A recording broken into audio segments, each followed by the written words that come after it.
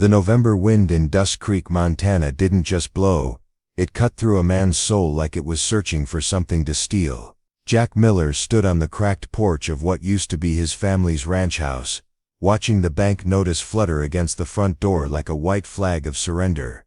3 generations of Millers had worked this land, and now it would all be gone by Christmas. The cattle had been sold off months ago when the feed bills started choking him, and the mortgage payments had become a monthly reminder that sometimes hard work just isn't enough.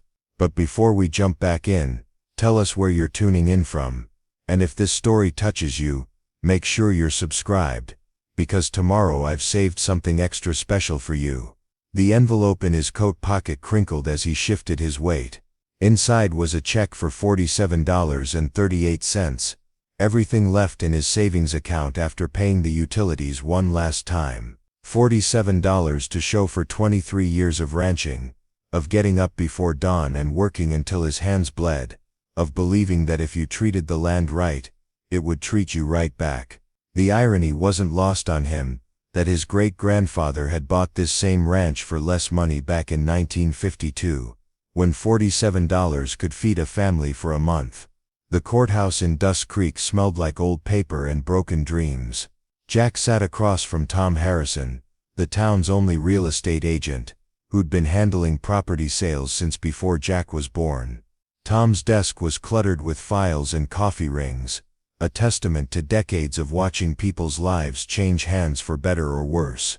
The fluorescent lights hummed overhead, casting everything in that sickly yellow glow that made even good news look pale.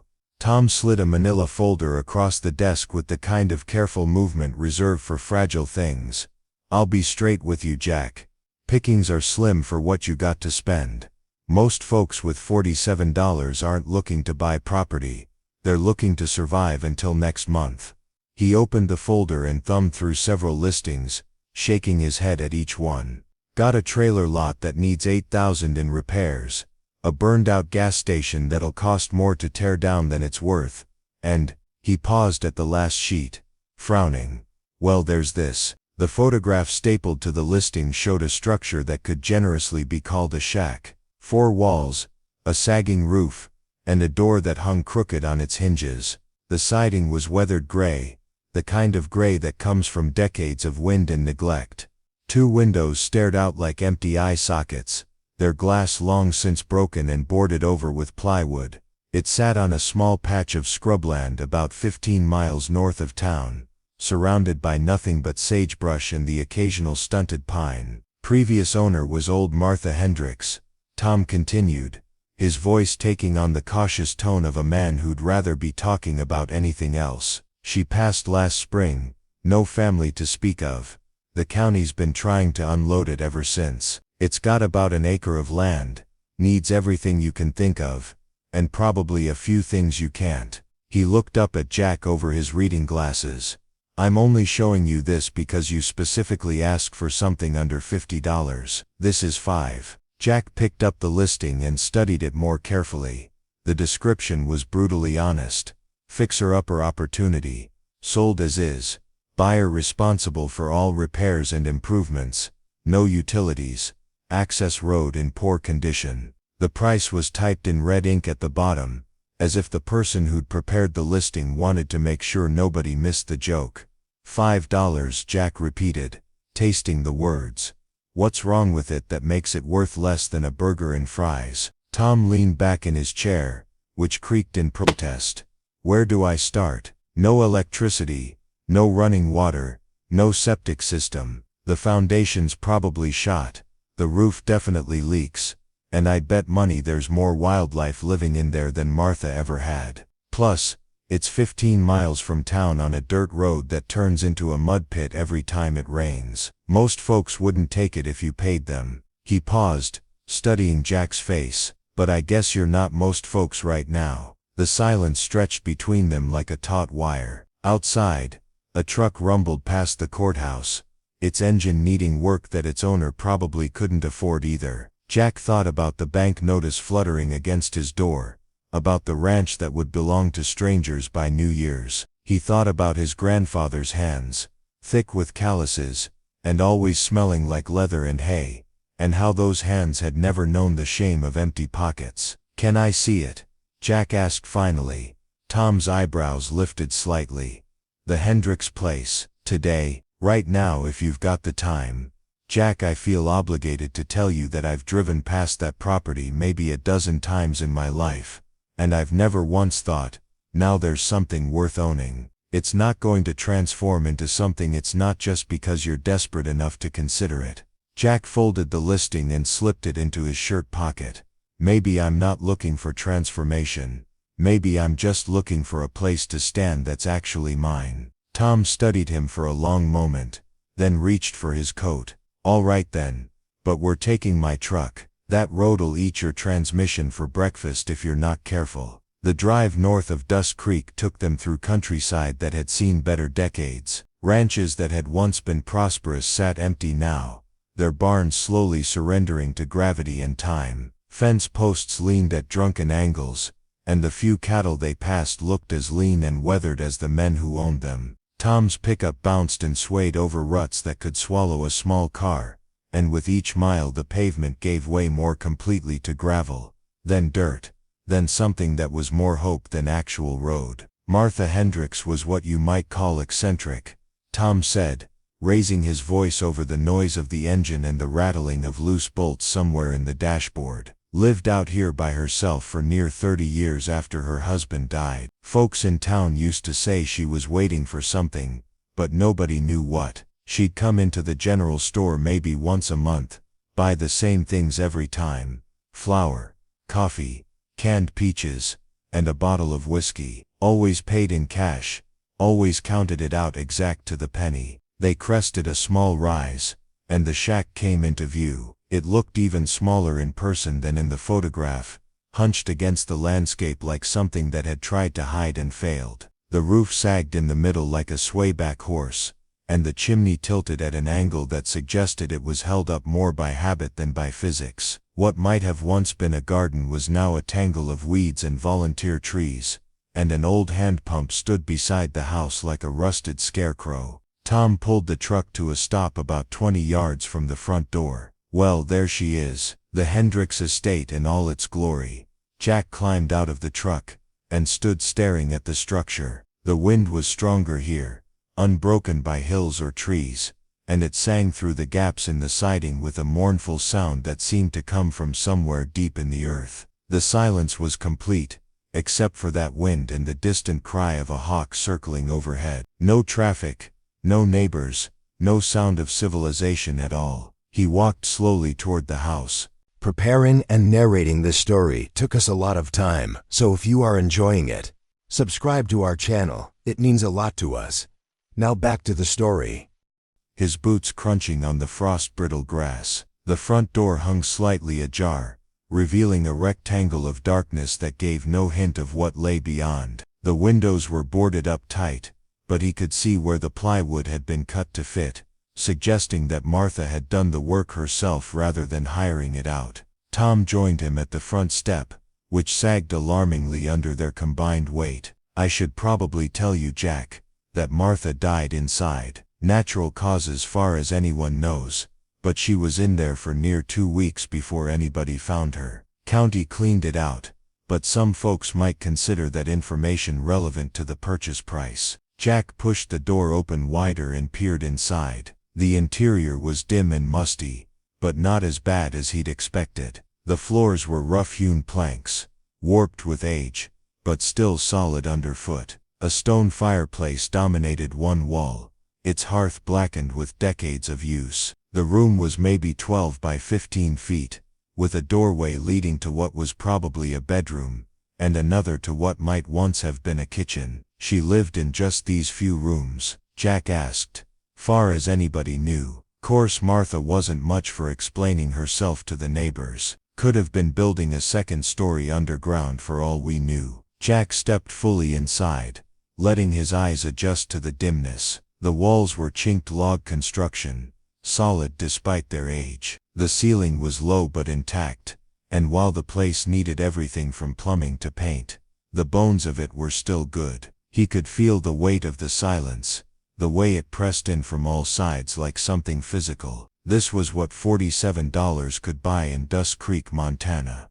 4 walls, a roof that mostly worked, and enough solitude to hear your own thoughts whether you wanted to or not. "I'll take it," he said. Tom had been examining the fireplace, running his hand along the stones to check for loose mortar. He turned around slowly, as if he wasn't sure he'd heard correctly. "You'll what now?"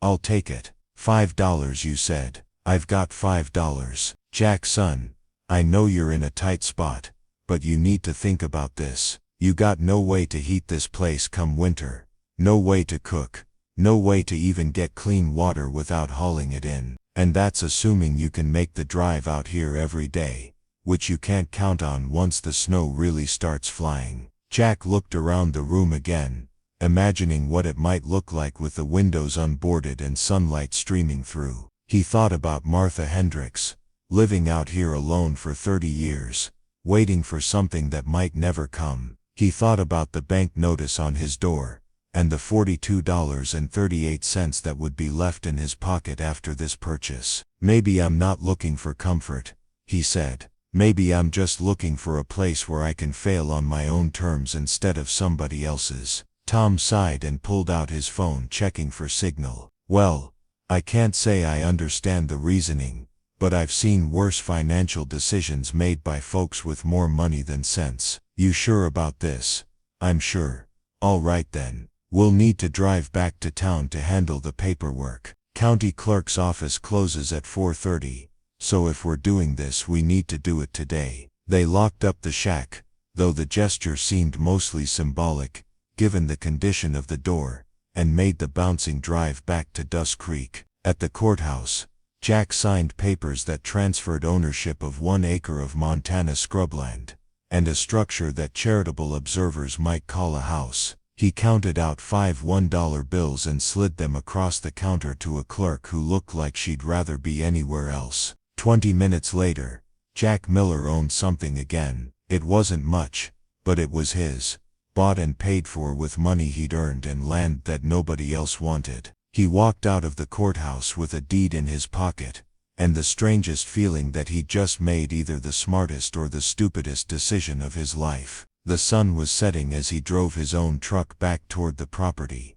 painting the sky in shades of orange and purple that seemed to stretch forever across the Montana landscape. The road felt different now that he was driving to his own place instead of just visiting someone else's mistake. When he reached the rise that overlooked the shack, he stopped the truck and sat for a moment, watching the last light fade from the windows. Tomorrow, he would start the work of making this place livable. Tonight he was just a man with $5 less in his pocket, and one small piece of the world that belonged to him alone. Jack Miller's Story Parts 2. 5. Jack woke up in the back of his pickup truck with frost covering the windshield, and his neck twisted in a way that reminded him he wasn't 20 anymore. The November sun was just beginning to creep over the horizon, casting long shadows across the scrubland that now belonged to him. He'd driven back to the property, after completing the paperwork, too exhausted and too broke to make the drive home to the ranch he'd soon lose anyway. Better to wake up somewhere that was actually his, even if it was in the cab of a 15-year-old Ford with a heater that worked when it felt like it. He climbed out of the truck, stretching muscles that had stiffened overnight, and walked toward the shack with the kind of slow deliberation that comes from knowing you're about to discover just how bad things really are. In the morning light, the building looked even more weathered than it had the day before. The siding had been painted white at some point in the distant past, but decades of wind and weather had stripped it down to bare wood in most places. The roof, which had looked merely tired from a distance, revealed itself to be a patchwork of different materials. Original cedar shingles mixed with sheets of corrugated metal, and what appeared to be several layers of tar paper applied with more hope than skill. The front door, which had hung crooked on its hinges yesterday, had apparently given up entirely during the night. It now stood completely open, held in place only by the bottom hinge and leaning against the door frame like a drunk leaning against a lamppost. Jack pushed it aside, and stepped into what Martha Hendricks had called home for 3 decades. The smell hit him first, Not the musty odor of abandonment he'd expected, but something else entirely. It was organic, earthy, like soil that had been recently turned. He stood in the doorway, letting his eyes adjust to the dim interior, and tried to place the scent. It reminded him of his grandfather's root cellar, that clean mineral smell that came from deep earth and stone foundation. The main room looked different in the morning light, filtering through the gaps in the boarded windows. What had seemed small and cramped yesterday now revealed itself to have decent proportions, with a ceiling that was higher than he'd initially thought. The stone fireplace was more substantial than many he'd seen in houses that cost 100 times what he'd paid for this one. The hearth was wide and deep, built for serious heating, rather than decoration, and the stones showed the kind of careful craftsmanship that suggested someone had taken real pride in the work. He walked across the plank floor, noting that while the boards were weathered and gapped, they didn't give or flex under his weight the way he'd expected. The foundation, whatever its other flaws, seemed solid. The walls too showed signs of more careful construction than the exterior suggested. The chinking between the logs was intact in most places, and where it had cracked or fallen out, the gaps were narrow enough to be easily repaired. The bedroom was smaller than the main room, but had the same sturdy feel. A single window faced east, boarded over like the others but letting thin lines of light through the gaps in the plywood. The floor here was the same heavy planking, and built into one wall was what appeared to be a large closet or storage area. The door to this space hung slightly open, revealing darkness beyond. The kitchen area was the most challenging part of the house, as Tom Harrison had warned. There was no plumbing to speak of, just a dry sink with a hand pump that connected to what was presumably a well somewhere beneath the house. The pump handle was stiff with rust, but when Jack worked it up and down experimentally, he heard the satisfying sound of water moving through pipes. After several minutes of steady pumping, a stream of clear cold water began to flow from the spout. He cupped his hands and tasted it cautiously. It was clean and sweet, with the mineral taste that came from deep groundwater. Whatever else Martha Hendricks had lacked, she'd had access to good water, which was more than many properties in this part of Montana could claim. The pump mechanism looked old but well maintained, suggesting that Martha had been more capable than her neighbors might have assumed. As he explored the small kitchen area, Jack discovered that someone had installed a wood-burning stove at some point, connected to the main chimney by a length of stovepipe that looked newer than the rest of the house. The stove itself was a compact but efficient-looking model, the kind designed for small spaces and serious use. The firebox was clean, and when he opened the damper, he could see daylight at the top of the chimney, indicating that the flue was clear. The more he looked, the more Jack realized that this place had been lived in by someone who understood the basics of survival. The construction might look rough from the outside, but every practical detail had been thought through and executed properly. Martha Hendricks might have been eccentric, but she hadn't been foolish. He spent the rest of the morning making a mental inventory of what needed to be done and what supplies he would need. The list was longer than his budget could handle, but he'd learned during his years of ranching that you could accomplish a lot with creativity and determination when cash was scarce. The windows needed to be unboarded and the glass replaced. The door needed to be rehung. The exterior needed paint or at least some kind of protective treatment. The interior needed a thorough cleaning and probably new chinking in several places, but the bones of the place were sound, and that was worth more than cosmetic improvements. Jack had torn down buildings that looked better from the outside but were rotting from within. This shack might look rough, but it had been built to last by someone who understood the difference between appearance and function. By midday, the temperature had risen enough that working outside was comfortable. Jack had brought a toolbox in his truck, basic hand tools that had served him through 2 decades of ranch repairs. He started with the front door,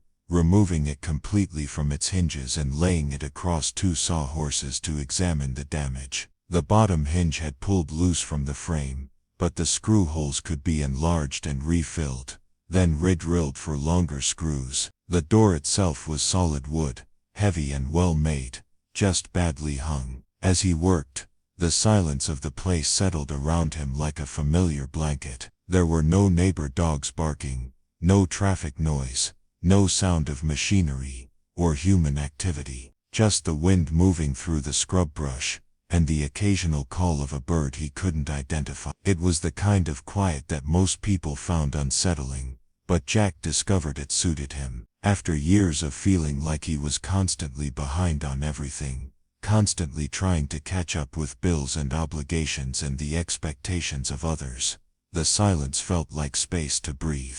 He was trying to work a stubborn screw loose from the door frame when he heard the sound of an engine approaching. The road to the property was rough enough that vehicles announced themselves long before they arrived, giving him plenty of time to straighten up and wipe the rust and wood dust from his hands before a dusty pickup truck came into view over the rise. The truck was newer than his but not by much, a working vehicle with scratches and dents that spoke of regular use rather than carelessness. It stopped about 20 feet from where Jack was working, and a woman climbed out from behind the wheel. She was probably in her 30s, with brown hair pulled back in a practical ponytail and clothes that suggested she spent more time outdoors than in. She moved with the kind of easy confidence that came from being comfortable in her own skin and familiar with the landscape around her. She approached with a measured pace, not hurrying but not hesitating either, and Jack got the impression that she was the kind of person who thought before she spoke,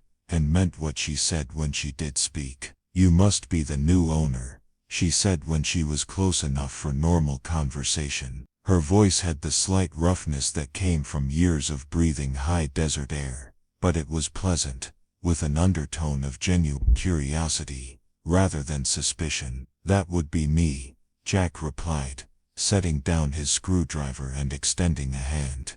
"Jack Miller." "Emma Clark," she said, accepting the handshake with a grip that was firm without trying to prove anything. "I heard someone had finally bought the Hendricks place. Didn't expect to find anyone actually working on it this soon though. Word travels fast in a town this size, I guess. Faster than you might think." Tom Harrison mentioned the sale to Betty at the diner this morning, and Betty mentioned it to pretty much everyone who came in for coffee. Emma glanced around at the property, taking in the shack, the scattered tools, and Jack's truck with the kind of assessment that suggested she was used to evaluating situations quickly.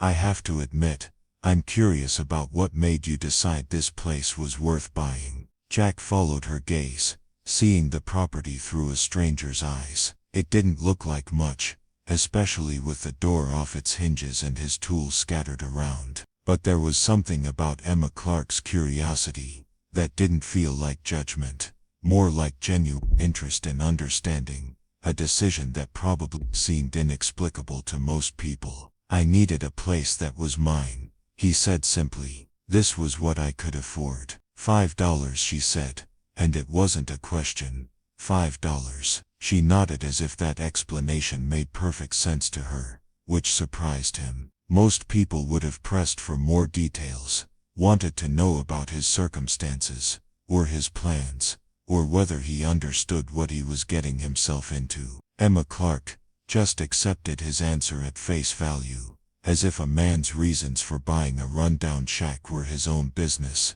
and didn't require justification to strangers. "I knew Martha pretty well," she said after a moment. "Used to check on her from time to time, especially during the bad winters. She was tougher than most people gave her credit for." Tom Harrison said she lived out here alone for 30 years, something like that. Her husband died in an accident at the mine back in the early 90s, and she just never left. Most folks thought she was waiting for something, but Martha always said she had everything she needed right here. Emma walked closer to the house, running her hand along the weathered siding with the kind of familiarity that spoke of many previous visits. She was a lot more self-sufficient than people realized, grew most of her own food, maintained her own equipment, even did her own carpentry when things needed fixing. "The construction is better than it looks from the outside," Jack said.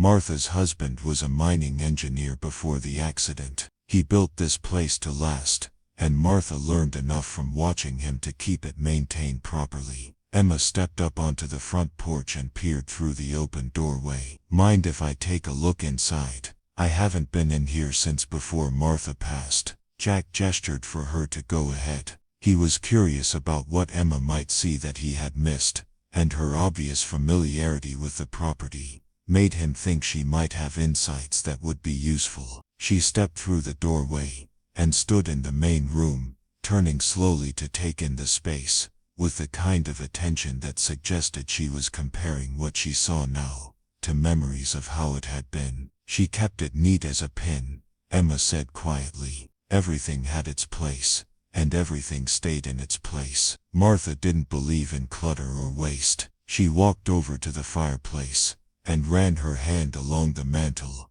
which was a single piece of wood that had been carefully fitted and finished. She used to say that if you took care of what you had, you'd never need to want for what you didn't have. Sounds like practical wisdom. Martha was full of practical wisdom. Some of it was useful. Some of it was just Martha being Martha. Emma moved toward the kitchen area, examining the hand pump and the wood stove with the kind of attention that suggested she understood how they worked. She never did get electricity run out here. Said she'd managed without it for 30 years and saw no reason to change. The propane company used to deliver tanks for the stove and the lamps, but she did most of her cooking over the fire. Jack watched Emma move through the space, noting how she avoided certain floorboards without seeming to think about it, and how she automatically ducked slightly when passing under the beam that separated the main room from the kitchen. This was someone who had spent considerable time in this house, enough time to learn its quirks and accommodations automatically. "You said you used to check on her," he said. "Were you friends?" Emma paused in her examination of the stove and looked back at him. "I suppose you could say that, though Martha wasn't the easiest person to be friends with. She valued her privacy, and she didn't suffer fools gladly. But she was kind to me when I needed kindness, and I tried to return the favor when I could." "What kind of work do you do?" "I'm a freelance researcher. History, genealogy, that kind of thing. I help people trace family records, document old properties, sometimes assist with estate sales, when there are questions about provenance or value." She gestured around the room. "I actually helped Martha organize some of her papers a few years back. She had boxes of documents going back to when her husband first bought this land, mining claims and survey records and correspondence with various government agencies. Anything interesting? Depends on what you find interesting, I suppose." The original land claim dates back to 1924, when the government was still trying to encourage settlement in this part of the state. Martha's husband was one of the last people to file a legitimate homestead claim in this county. Emma walked over to the bedroom doorway and looked inside, then back at Jack. There were some mining surveys too. Apparently there was some copper prospecting in this area, in the 30s and 40s, though I don't think much ever came of it. Jack felt a slight stirring of interest at the mention of mining surveys, but he kept his expression neutral. People who bought property for $5 didn't usually have the luxury of worrying about mineral rights or geological surveys. Still, the information was worth filing away for future reference. The county would have all those records on file, wouldn't they? He asked. Some of them, sure, but Martha kept copies of everything, and she had some documents that I doubt ever made it to the county courthouse. Her husband was meticulous about documentation, and Martha inherited that trait. Emma moved back toward the main room, her exploration of the house apparently complete. She used to joke that she had enough paperwork to build another house if she ever ran out of firewood. They stood in comfortable silence for a moment, two people sharing the space that Martha Hendricks had called home for most of her adult life. Jack found himself wondering what it had been like for her, living alone in this isolated place, maintaining the routines and rhythms of a life that most people would have found unbearably solitary. But perhaps that was the point. Perhaps Martha had found something here that the rest of the world couldn't offer her. What happened to all her belongings? Jack asked. Tom Harrison said the county cleaned the place out after she died. Most of it went to the state auction. Furniture, household goods, that sort of thing. There wasn't much of value by conventional standards, but Martha lived simply anyway. Emma paused as if considering whether to say more. Though I will say the county crew that cleaned the house out weren't exactly thorough. They took the obvious stuff, but Martha was the kind of person who tucked things away in unexpected places. If I were you, I'd do a careful search before I started any major renovations, looking for anything in particular, just being thorough. Old houses have hiding places, and people who lived through the Depression often kept important things where they wouldn't be obvious to casual observers. Toward the door, then stopped and turned back to face him. Jack, can I ask you something? Sure. What are you really planning to do with this place? It was a fair question, and one that Jack had been asking himself since he'd signed the papers yesterday. The honest answer was that he didn't have a comprehensive plan, just a desperate need to own something that couldn't be taken away from him by banks or creditors, or the vagaries of agricultural markets. I'm planning to make it livable, he said. Fix what needs fixing, improve what can be improved. Beyond that, I'm taking it one day at a time. Emma nodded as if that answer satisfied her.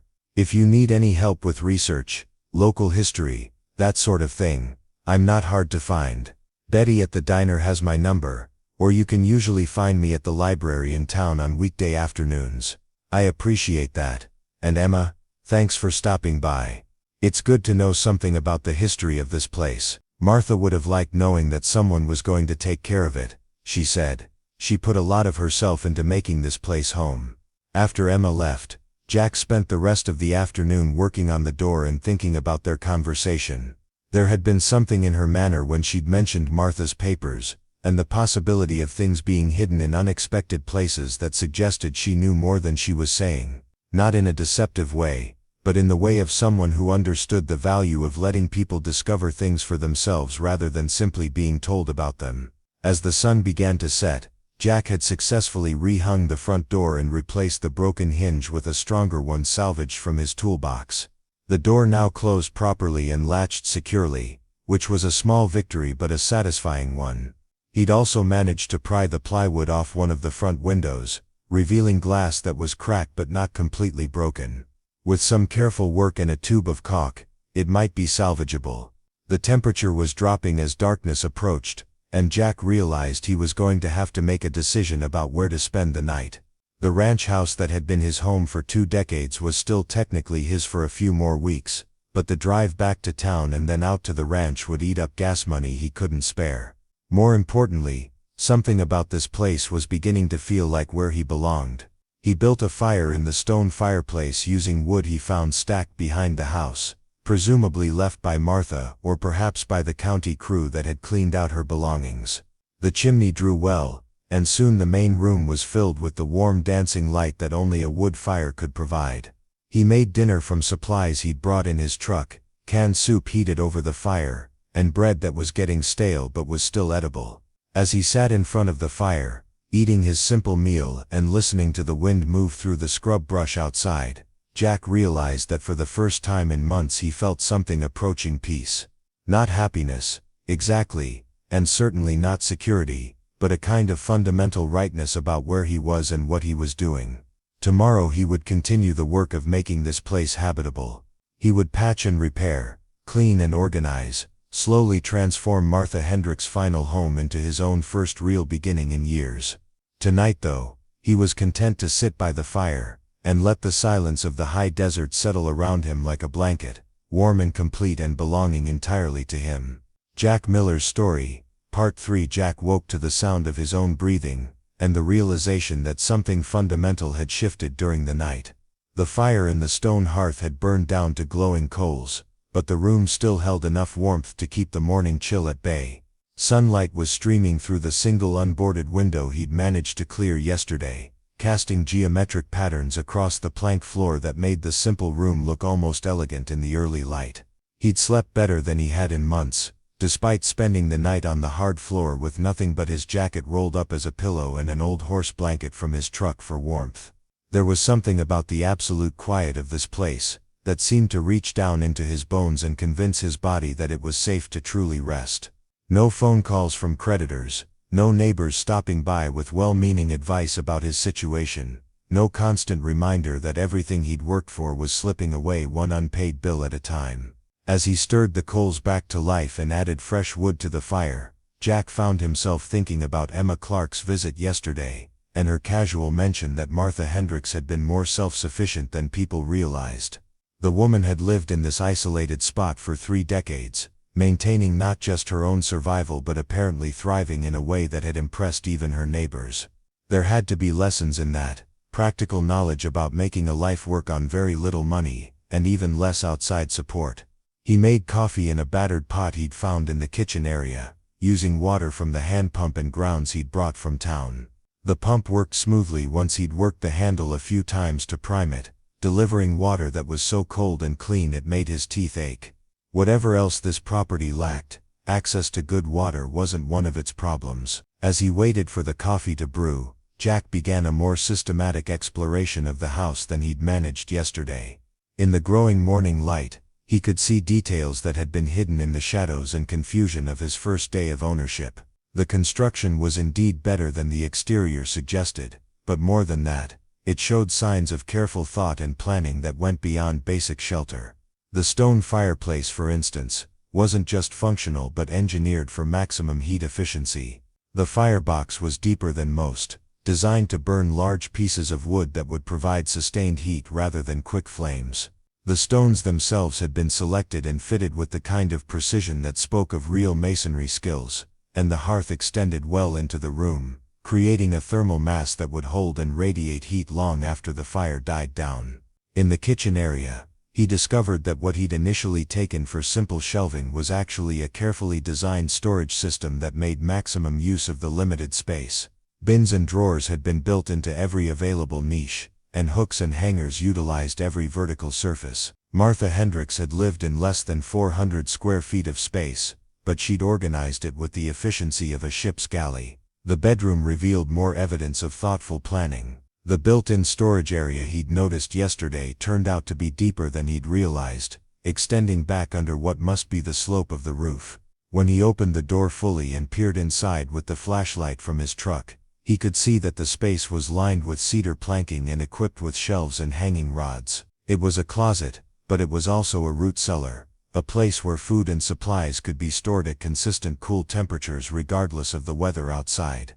More intriguingly, the back wall of this storage space wasn't the exterior wall of the house as he would have expected. Instead, it was another interior wall, suggesting that there was additional space beyond what he could see.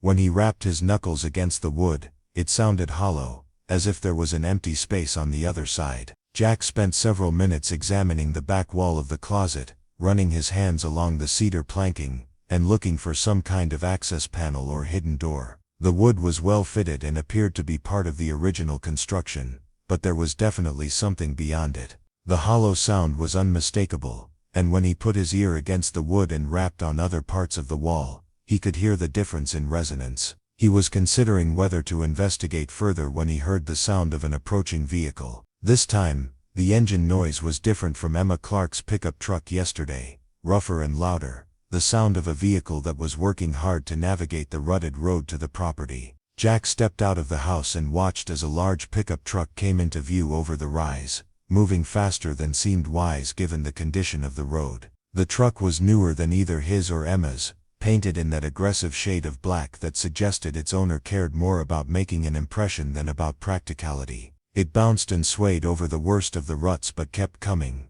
throwing up a cloud of dust that would be visible for miles in the clear desert air. The truck pulled to a stop closer to the house than was strictly polite, and the man who climbed out matched the vehicle in terms of trying too hard to impress. He was probably in his 40s, dressed in clothes that were expensive but not well suited to the outdoor setting, and he moved with the kind of aggressive confidence that often masked deep uncertainty. His boots were ostrich leather and probably cost more than Jack had spent on clothing in the past 2 years, but they'd never seen real work. "You must be the new owner," the man said as he approached, and there was something in his tone that suggested he'd already decided this was a conversation he was going to control. Pete Sullivan, I own the property development company that handles most of the land deals in this county. Jack accepted the offered handshake, noting that Sullivan's grip was firm to the point of being uncomfortable. Another small attempt at dominance. Jack Miller. I take it word of the sale has gotten around. Small town, small news travels fast, Sullivan said, his eyes already moving past Jack to examine the property with the kind of assessment that real estate people made automatically. I have to admit, I'm curious about what someone would want with this particular piece of land. Most folks take one look at this place and keep driving. Most folks probably have better options than I do. Sullivan's attention snapped back to Jack, and there was a calculating look in his eyes that suggested he'd just learned something he considered important. Is that so? Well, I might be able to help with that situation. I've been keeping an eye on this property for a while, waiting for the right opportunity to make an offer. Opportunity for what? Development potential, Sullivan said, gesturing toward the surrounding landscape as if he could see possibilities that weren't visible to normal people. This whole area is ripe for growth. We're only 15 miles from town. The road could be improved with minimal investment, and there's already power lines running within a mile of here. With the right vision and the right capital investment, this could be a valuable piece of real estate. Jack looked around at the scrubland and scattered sagebrush that Sullivan was describing as development potential. It was possible that someone with more imagination than practical sense might see subdivision possibilities here, but it seemed more likely that Sullivan was testing him, trying to gauge how desperate his financial situation actually was. What kind of development are you thinking about? Jack asked. Recreational property, primarily. Weekend cabins for folks from Billings or Bozeman who want to get away from the city. Maybe some larger lots for people who want space for horses or hunting. The key is to get in early, before land prices start reflecting the actual potential of the area. Sullivan walked closer to the house, examining the structure with the critical eye of someone who was used to evaluating properties for their demolition value, rather than their rehabilitation potential. Of course, a project like that would require clearing this existing structure and starting fresh. You want to tear down the house. I want to maximize the value of the land, Sullivan corrected. This building has historical charm, I suppose, but it's not practical for modern use. No electricity, no modern plumbing, no insulation to speak of. Anyone serious about developing this property would need to start with a clean slate. Jack felt a familiar anger beginning to build in his chest. The same feeling he'd experienced when the bank representatives had walked through his family's ranch house, discussing it like it was just another asset to be liquidated, rather than a place where 3 generations of his family had lived and worked and died. There was something deeply offensive about the casual way Sullivan was dismissing Martha Hendricks' home as an inconvenience to be removed. The building suits my needs just fine, Jack said, keeping his voice level with effort. I'm sure it does, for now, Sullivan replied, his tone suggesting that he understood Jack's needs were probably pretty basic. But you have to think long term. What are you going to do when winter really sets in? This place isn't designed for year-round occupation by someone who doesn't have the skills and resources that Martha Hendricks developed over 30 years of living here. There was just enough truth in that observation to sting. Jack knew that he was facing a steep learning curve if he was going to make this place work as a permanent residence, and he didn't have Martha's 3 decades of experience or her apparent self-sufficiency skills. But Sullivan's assumption that he would inevitably fail rankled, partly because it might be accurate. What exactly are you proposing? Jack asked. Sullivan reached into the cab of his truck and pulled out a briefcase, the kind of expensive leather case that was designed to impress clients and intimidate competitors. He opened it, and pulled out a manila folder, already prepared as if this conversation had been planned rather than spontaneous. I'm prepared to offer you $25,000 for this property, Sullivan said, sliding a sheet of paper from the folder and holding it where Jack could see it. Cash deal, quick closing, no inspections or contingencies. You could have the money in your account within 2 weeks. Jack stared at the document, trying to process what he was hearing. $25,000 was more money than he'd seen at one time in years, enough to pay off most of his remaining debts, and maybe even provide a small cushion while he figured out what to do next. It was also 5,000 times what he'd paid for the property less than 48 hours ago, which seemed like the kind of return on investment that only happened in fairy tales or confidence games. "That's a generous offer," he said carefully. "It's a fair offer based on the development potential of the land," Sullivan replied. "I've done my research on this property in this area. There are opportunities here that most people don't see, but I've been in this business long enough to recognize value when I find it." "What kind of research?" Sullivan's expression tightened slightly, as if the question was more penetrating than he'd expected. "Market analysis, demographic studies, infrastructure assessments. The kind of due diligence that serious developers do before making significant investments." It was a smooth answer, but it didn't really answer the question. Jack had enough experience with people who made their living by being smarter than their customers to recognize when someone was being evasive. Sullivan had done research, but probably not the kind he was describing. "I appreciate the offer," Jack said, "but I'm not looking to sell. I just bought this place because I wanted somewhere to live,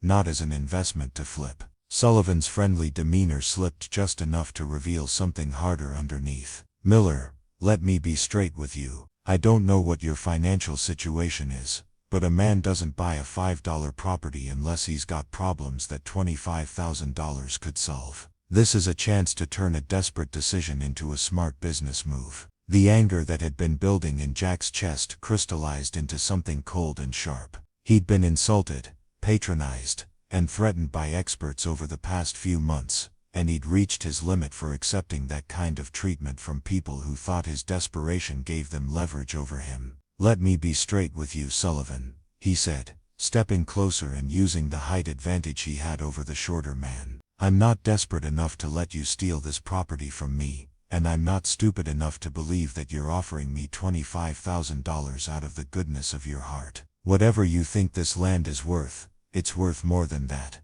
or you wouldn't be here." Sullivan's mask of friendly professionalism dropped completely, revealing the calculating predator underneath. "You're making a mistake, Miller. This area can be a tough place for someone who doesn't understand how things work around here. Accidents happen, equipment breaks down, supplies get delayed. A man living alone in an isolated place like this can run into all kinds of problems. Is that a threat? It's a realistic assessment of the challenges you're going to face. But it doesn't have to be that way. Sell me the property, take the money, and find somewhere more suitable for your situation. Everybody wins." Jack looked at Sullivan for a long moment, measuring the man and the situation. There was real menace behind the businessman's facade, the kind of casual cruelty that came from years of getting what he wanted by finding people's pressure points and applying leverage. But there was also something else. Something that looked almost like desperation hidden behind the threats and bluster. "No sale,"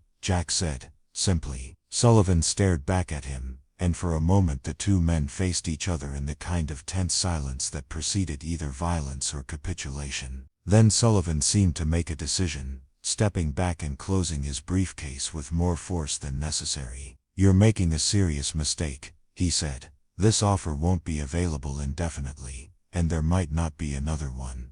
I'll take my chances." Sullivan walked back to his truck, but he turned around before getting in. "Miller, you don't know what you're dealing with here. This property has a history that goes back a lot further than Martha Hendricks. Some stones are better left unturned." He drove away faster than he'd arrived, throwing up another cloud of dust, and leaving Jack standing alone beside the house with the uncomfortable feeling that he'd just made an enemy. But along with the apprehension came a growing certainty that Pete Sullivan's interest in this property had nothing to do with weekend cabins or development potential. Whatever Sullivan really wanted, it was worth enough to him to offer $25,000 for land that had sold for $5 2 days ago. Jack spent the rest of the morning thinking about Sullivan's visit, and his parting warning about stones being better left unturned. The more he considered it, the more convinced he became that Sullivan knew something about this property that he wasn't sharing, something that made it valuable enough to justify both the generous offer and the implied threats. He found himself thinking again about Emma Clark's comment that Martha had kept important documents in unexpected places,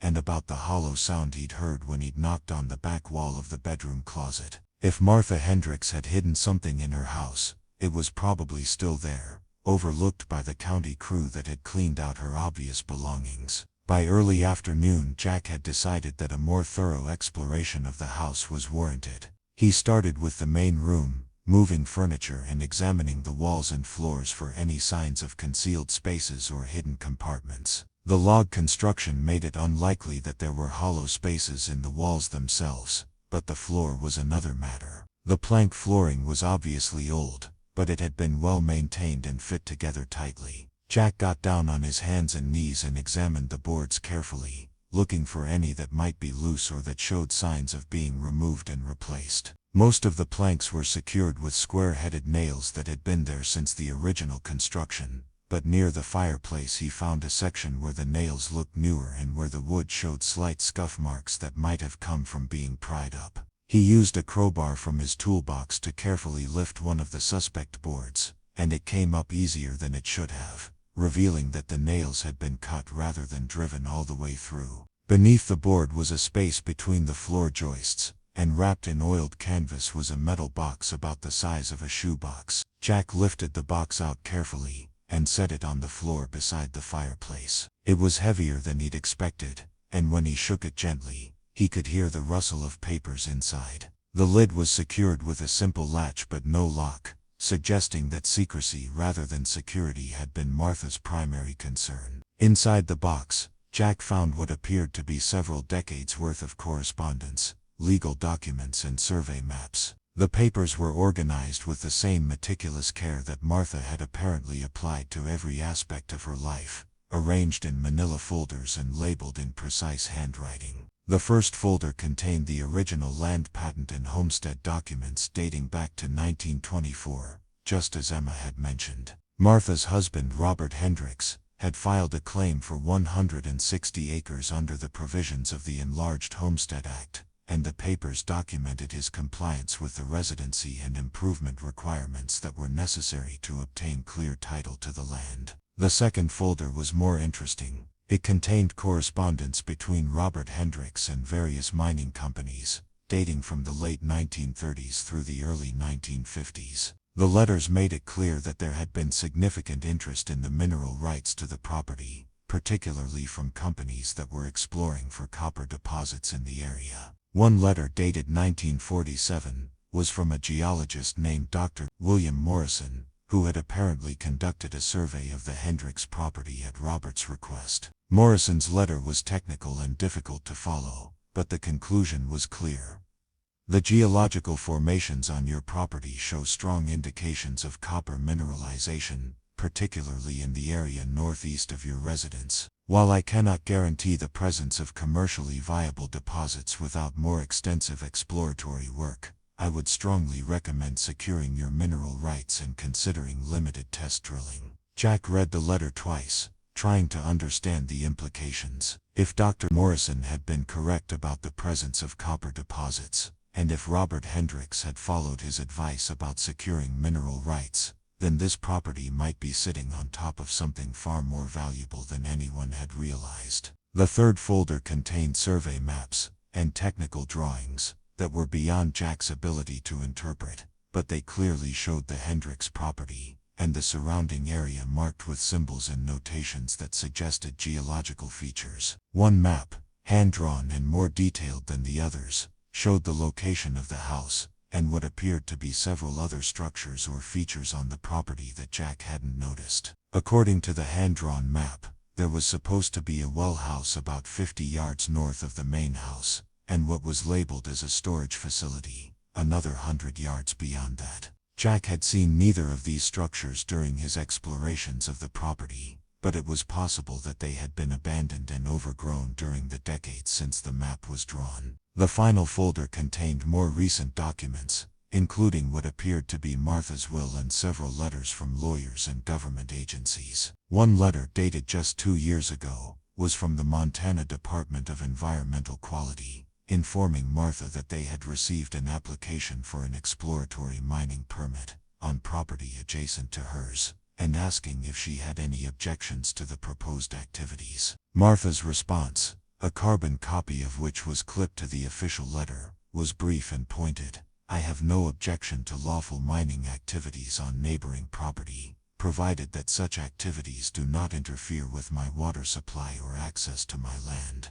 However, I want to make it clear that no mining activities of any kind are authorized on my property, and I will take legal action against any person or company that trespasses on my land for the purpose of mineral exploration. Jack set the documents aside and considered what he'd learned. It was clear that this property had a history of mineral interest going back more than 70 years, and equally clear that Martha Hendricks had been protective of whatever might be buried beneath her land. Pete Sullivan's offer was beginning to make more sense, as was his warning about stones being better left unturned. But if there were valuable mineral deposits on the property, they belonged to Jack now, along with the land itself. The question was what to do with that information, and whether Sullivan's interest was based on geological surveys, local knowledge, or something else entirely. As the afternoon wore on, Jack found himself returning again and again to the hand-drawn map, and its indication of structures that he hadn't found.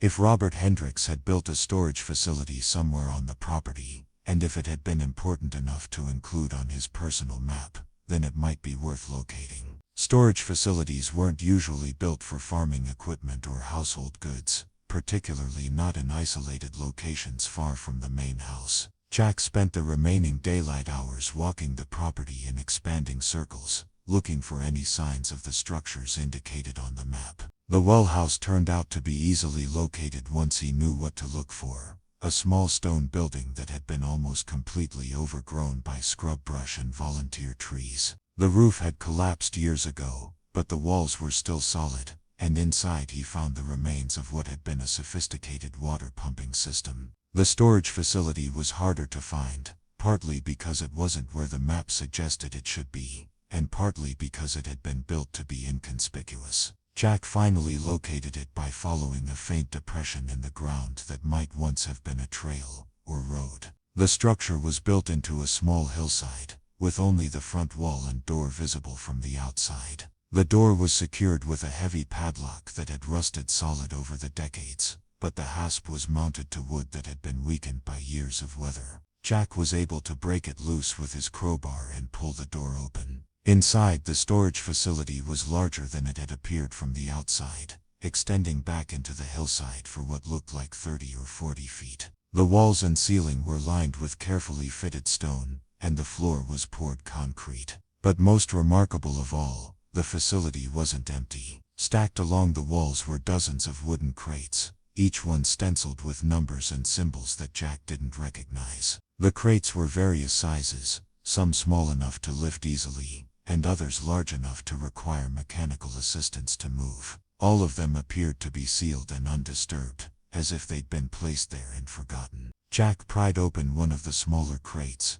and found it filled with what appeared to be ore samples, carefully labeled and organized. Another crate contained surveying equipment, transits, measuring chains, and other tools that looked like they belonged to a professional mining operation. A third crate held documents sealed in waterproof containers, including what appeared to be assay reports and technical analyses. As Jack explored the underground storage facility, one thing became increasingly clear. Robert Hendricks had been far more than a simple homesteader. The equipment, the samples, the technical documentation, all of it suggested that he'd been conducting a sophisticated mineral exploration program on his property, probably for years. And if the documents hidden under Martha's floor were accurate, he'd found something worth hiding. Jack Miller's Story Part 4, Final. The beam from Jack's flashlight cut through the darkness of the underground storage facility, illuminating decades of secrets that Robert Hendricks had carefully preserved,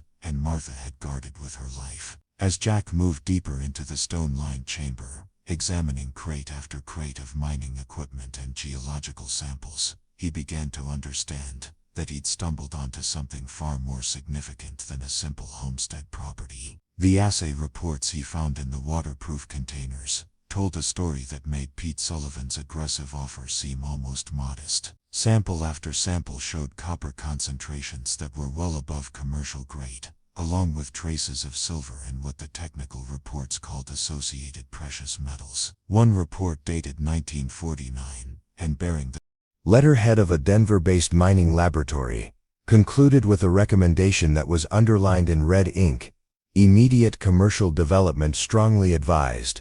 Estimated reserves justify major capital investment. But it was the final crate, the largest one positioned at the very back of the storage facility, that revealed the true scope of Robert Hendrick's discovery. When Jack pried off the lid, he found himself staring at dozens of small canvas bags, each one labeled with dates and locations on the property. He opened one of the bags and poured a small amount of its contents into his palm. Even in the dim light of his flashlight, there was no mistaking what he was holding. Gold. Raw gold. In nuggets and flakes that caught the light and threw it back with the unmistakable gleam that had driven men to madness for centuries. The bag was heavy with it, far heavier than he'd expected, and it was just one of dozens. Jack sat back on his heels, trying to process what he was seeing. This wasn't just a copper deposit or a minor mining claim. Robert Hendricks had discovered what appeared to be a significant gold find, possibly one of the richest individual claims in Montana history, and for reasons that Jack couldn't begin to understand, he'd kept it secret for his entire life. The implications hit him like a physical blow. This was why Pete Sullivan had been so eager to buy the property, why he'd offered $25,000 without hesitation, and why he'd made barely veiled threats when Jack had refused to sell. Somehow, Sullivan had learned about the Hendricks discovery, probably through research into old mining claims and geological surveys. He'd been waiting for Martha to die so he could acquire the property and exploit the mineral wealth that she'd been sitting on for 30 years without touching. Jack spent another hour in the underground chamber, methodically documenting what he'd found and trying to estimate the potential value of Robert's discovery. The gold alone, based on his rough count of the bags and his estimate of their contents, was worth well over $1 million at current prices. But that was just what Robert had already extracted from the ground through what appeared to be limited prospecting efforts. If the geological surveys were accurate, there could be much more still in the ground. By the time Jack emerged from the storage facility, the sun was setting and the temperature was dropping toward the freezing mark. He'd been underground for hours, lost in the discovery and its implications, but now he found himself facing a more immediate problem. Pete Sullivan's threats hadn't been idle bluster, and now that Jack knew what the property was really worth, those threats took on a much more serious dimension.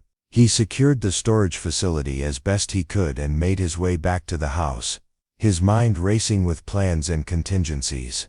The smart thing to do would be to contact a lawyer, maybe an expert in mining law, and figure out the proper way to establish his legal claim to the mineral wealth. But legal processes took time, and Jack had the uncomfortable feeling that time was something he might not have.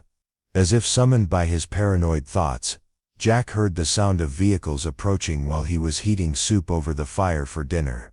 Not one vehicle this time, but several, their engines growing louder as they navigated the rough road to the property. He turned off the lantern he'd been using for light, and moved to the window, peering through the gap between the glass and the plywood covering. 3 trucks were making their way up the last stretch of road, moving slowly but with purpose. The lead vehicle was Pete Sullivan's black pickup, but the other 2 were older, working trucks that looked like they'd seen hard use. As Jack watched, the small convoy pulled to a stop in a loose semicircle around the house, positioning themselves in a way that would make it difficult for anyone inside to leave without being seen. Sullivan climbed out of his truck, but this time he wasn't alone. 2 men emerged from the other vehicles, both of them big and dressed in work clothes that had seen genuine labor. They didn't look like real estate developers or businessmen. They looked like the kind of people who solved problems through direct action rather than negotiation.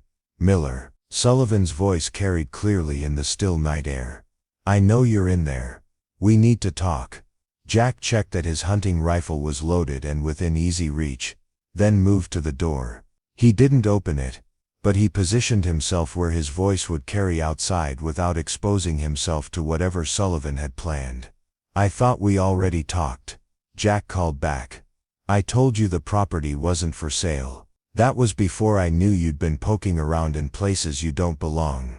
Sullivan replied. We know you found the storage facility, Miller. We know you've seen what's down there. The admission confirmed Jack's suspicions but also revealed how closely he'd been watched. Someone had been monitoring his movements on the property, probably from the surrounding hills with binoculars or a spotting scope. Sullivan's interest in the property wasn't speculative. It was based on detailed knowledge of exactly what Robert Hendricks had hidden and where he'd hidden it. What I found on my own property is my business, Jack said. See, that's where you're wrong, Sullivan said, and there was something in his tone that suggested the pretense of friendly negotiation was over. What you found belongs to people who've been waiting a long time to claim it. People who aren't going to let some broke rancher stumble in and take what's rightfully theirs. One of Sullivan's companions had moved away from the trucks and was circling around toward the back of the house. Jack could hear his boots crunching on the frozen ground, moving with the kind of careful steps that suggested he was trying to approach without being heard. The other man had remained by the vehicles but was holding something that might have been a weapon. Jack realized that this wasn't a negotiation or even an intimidation attempt. This was a robbery, planned and coordinated by people who knew exactly what they were after, and who had probably done similar things before. Sullivan's real estate development story had been a cover for what was essentially a mining claim-jumping operation, probably one that had been in the works since Martha Hendricks' death. Miller, you need to understand your situation, Sullivan continued. You're 15 miles from town. Nobody knows you're here and you're outnumbered 3-1. The smart thing to do is unlock that door and we'll discuss terms for a more reasonable transfer of the property. The terms are the same as they were this morning, Jack replied. No sale. I was hoping you wouldn't say that. Jack heard the sound of breaking glass from the back of the house, where someone had apparently smashed one of the boarded windows. The sound was followed immediately by the smell of smoke, and Jack realized that Sullivan's men weren't just trying to force their way in. They were trying to smoke him out. He grabbed his rifle and moved toward the back of the house, where orange light was already beginning to flicker against the walls. Someone had thrown what was probably a Molotov cocktail through the broken window, and the old dry wood was catching fire with frightening speed. In minutes the entire back wall would be engulfed, and shortly after that the whole house would be beyond saving. But as Jack moved toward the bedroom, he remembered the hollow space he'd discovered behind the closet wall. If there was another room or passage back there, it might provide an escape route that Sullivan's men hadn't accounted for. He used his rifle butt to smash through the cedar planking, revealing a space that was larger than he'd imagined. Behind the false wall was what appeared to be a tunnel, carved directly into the rock of the hillside, and reinforced with timber supports. It was narrow but tall enough for a man to walk upright, and it extended back into the darkness beyond the reach of his flashlight beam. Robert Hendricks hadn't just found mineral wealth on his property. He'd built a mining operation complete with underground workings. The smoke was getting thicker and the heat more intense as Jack made his decision. He grabbed the metal box containing Martha's documents and plunged into the tunnel, following it as it curved away from the burning house and deeper into the hillside. Behind him he could hear Sullivan shouting orders and the sound of his men moving around the property, probably trying to position themselves to catch him when he was forced to flee the burning building. The tunnel was longer than Jack had expected, extending several hundred feet into the hill before opening into a natural cave system that was obviously much older than Robert's excavations. But Robert had made use of the caves, installing electric lights powered by a small generator, and setting up what appeared to be a complete mining operation. Workbenches lined the walls, equipped with assaying equipment and ore processing machinery that looked like it had been maintained and used regularly. Most remarkable of all, at the far end of the main cave, Robert had excavated what was clearly the source of the gold samples Jack had found in the storage facility. A vein of quartz ran through the rock wall,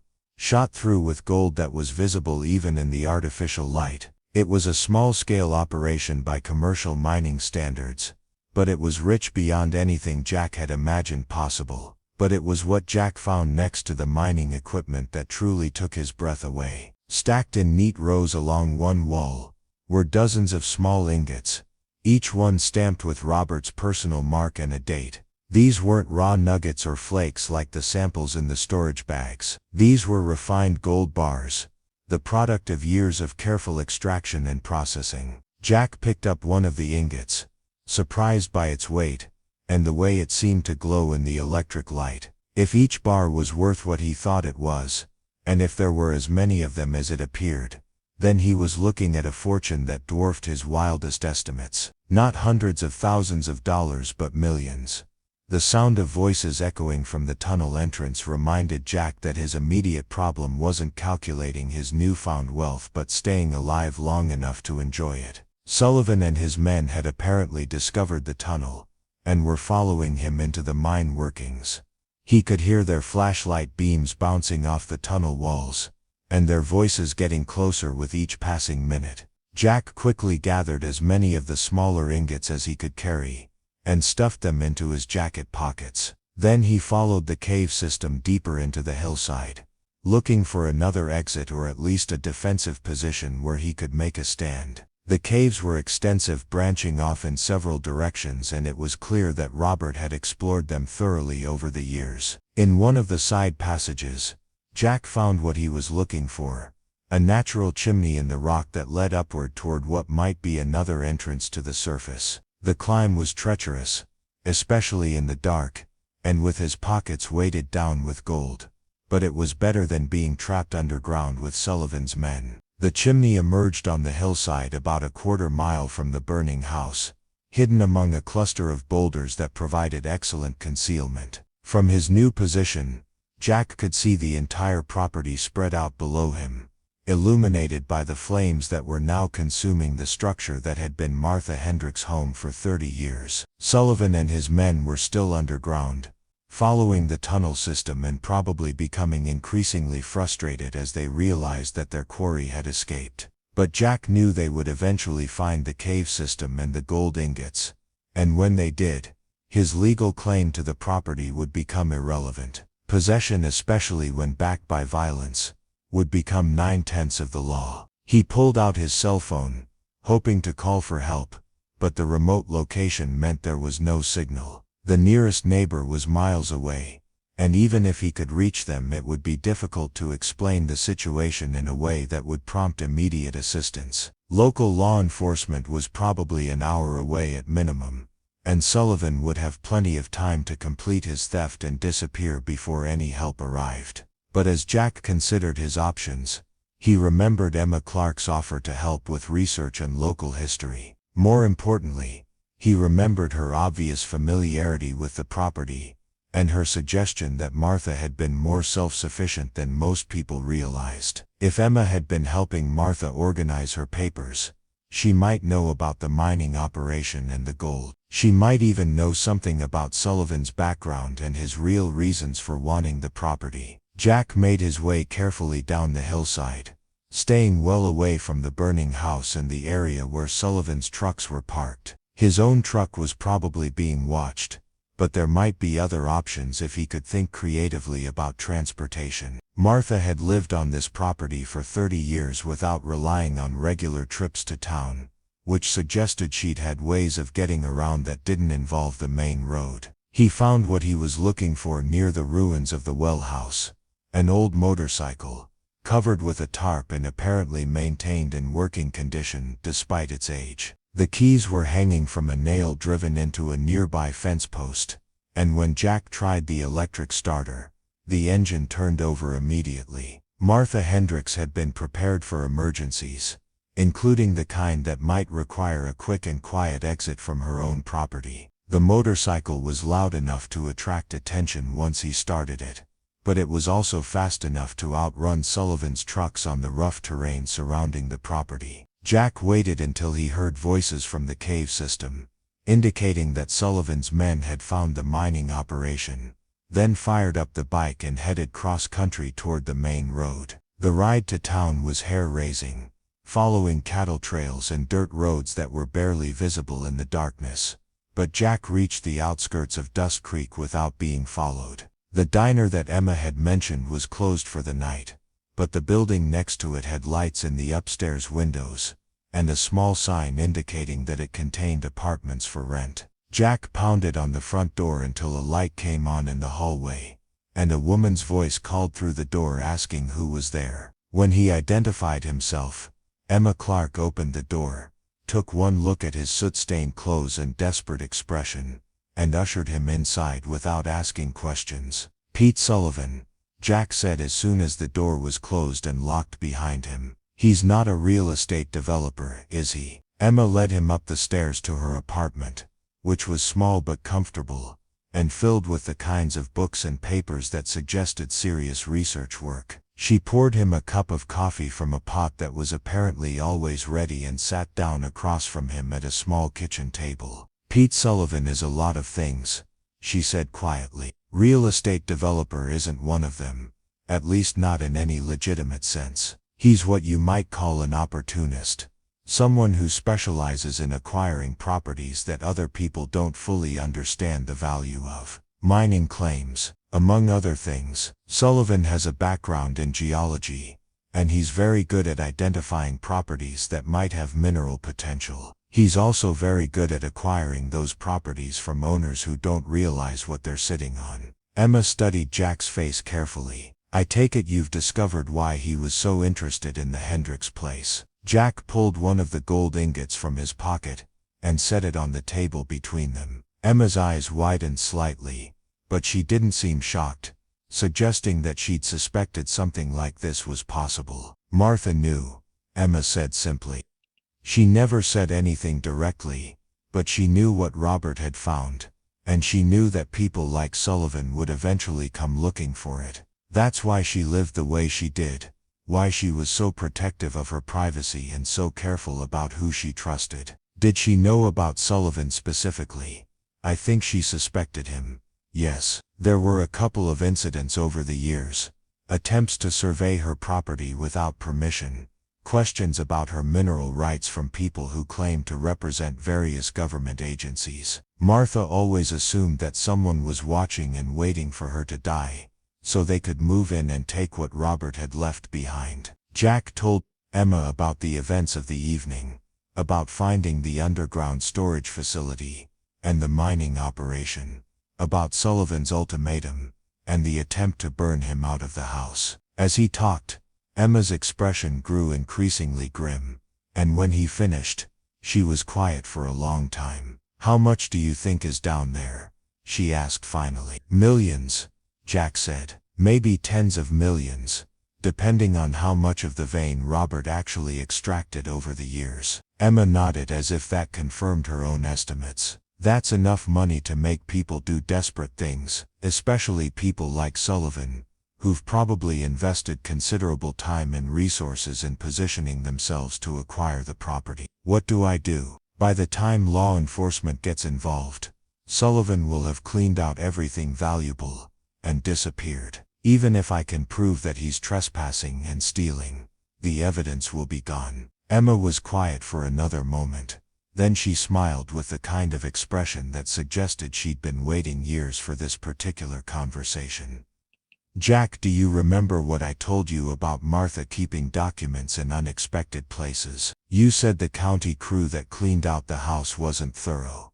"That's right. But I didn't just help Martha organize her papers. I helped her plan for exactly this situation." Emma stood up and walked to a filing cabinet in the corner of the room. She pulled out a thick folder and brought it back to the table. Martha was a lot more sophisticated about legal matters than most people realized. She knew that Robert's discovery would eventually attract the wrong kind of attention, and she spent 30 years preparing for what happened tonight. The folder contained copies of every document that Jack had found in the metal box under Martha's floor, but it also contained much more. There were photographs of the mining operation, detailed maps of the underground workings, assay reports from multiple laboratories, and most importantly, a complete chain of title documentation that established Martha's legal ownership of not just the surface property, but all mineral rights as well. "Martha documented everything,"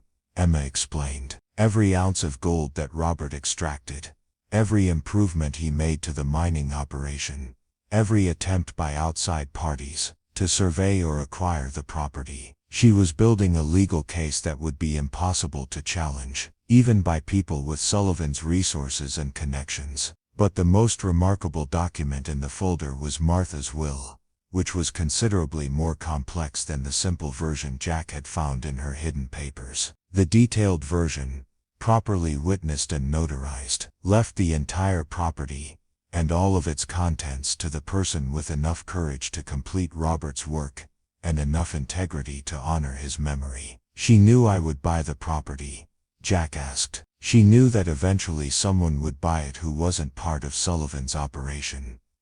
Emma corrected. Someone who would discover what Robert had left behind, and who would face the same choice that Robert faced, whether to exploit the discovery for personal gain, or to protect it from people who would use it for the wrong purposes. Emma pulled out another document, one that made Jack's heart race with possibilities he'd never dared to consider. It was a geological survey, conducted by the same Dr. Morrison, who had written to Robert in 1947, but dated much more recently. According to Morrison's analysis, the gold vein that Robert had been mining was just the tip of a much larger deposit, one that extended well beyond the boundaries of the original homestead claim. Martha had the entire area resurveyed just 2 years ago, Emma explained. She wanted to know exactly what Sullivan was after, and how much it was really worth. According to Dr. Morrison's updated analysis, Robert's mine is sitting on top of one of the richest gold deposits ever discovered in Montana,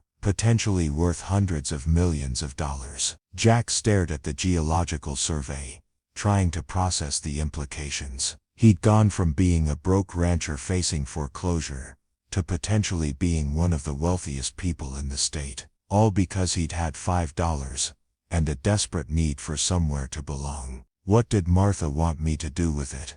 He asked. That's up to you, Emma said. But she left instructions, suggestions based on 30 years of thinking about this problem. She pulled out a final document, handwritten in Martha's precise script. She believed that Robert's discovery should benefit the community that supported them for so many years, not just enrich outside investors who contributed nothing to finding it. Martha's instructions were simple but comprehensive. The mining operation should be developed using local workers and businesses whenever possible. A significant portion of the profits should go to community improvements, better schools, medical facilities, infrastructure projects that would benefit everyone in the county. And most importantly, the operation should be managed in a way that preserved the environmental integrity of the area, rather than extracting maximum short-term profit. As Jack read Martha's vision for how the gold mine should be developed, he realized that she'd been planning for this moment for decades. Not just legally, but practically. She'd researched mining companies, environmental regulations, community development strategies, and sustainable extraction techniques. She'd essentially created a blueprint for turning Robert's discovery into a community asset rather than a corporate windfall. What about Sullivan? Jack asked. Even if I have the legal right to the property and the gold, he's not going to just walk away from this kind of money. Emma smiled again, and this time there was something almost predatory in her expression. Martha thought of that too. Sullivan's operation isn't as secret as he thinks it is. His previous acquisitions, his methods for acquiring properties from unsuspecting owners, his connections to out-of-state mining interests that don't have permits to operate in Montana.